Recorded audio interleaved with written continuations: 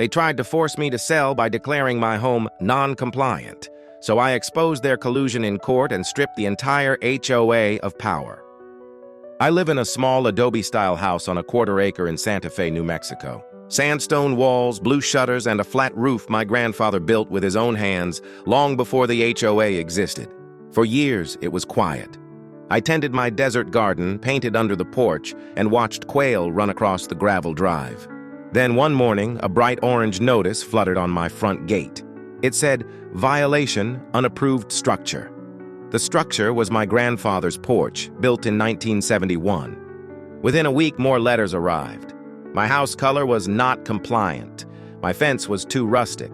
My solar panels disrupted aesthetic harmony. The tone was smug, like someone already knew how this would end. That someone was Kyle Mercer, the HOA president, a real estate broker who'd been circling my block for months. A developer had offered to buy my home for a fraction of its value, and I'd refused. Kyle smiled when I said no. "You might reconsider once the compliance issues pile up," he said. Sure enough, the next month my repair permits were mysteriously denied by the city. The HOA blocked my contractor from entering the gate, citing unauthorized work. Even my mailbox was labeled non-compliant. It was absurd but deliberate. I started digging through meeting minutes and public filings. In New Mexico, HOAs are required to maintain accessible records. I submitted a written request under the HOA Act, specifying emails between board members and any third-party developers. They stalled for weeks until I reminded them that failure to comply carried a $500 fine per day under state law. 2 days later, a USB drive slid under my door in a manila envelope. Inside were 247 emails. My hands actually shook as I read them. There it was, Kyle emailing the developer's rep, saying, "We'll make him fold before the survey closes."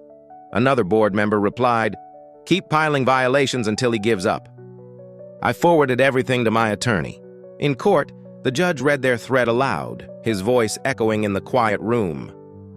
"This," he said, "is textbook collusion."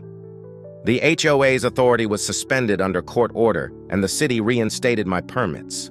The developer's project, 30 luxury townhomes, was frozen pending investigation. Kyle resigned within a week. The HOA's insurance company paid my legal fees, $3,800 in total.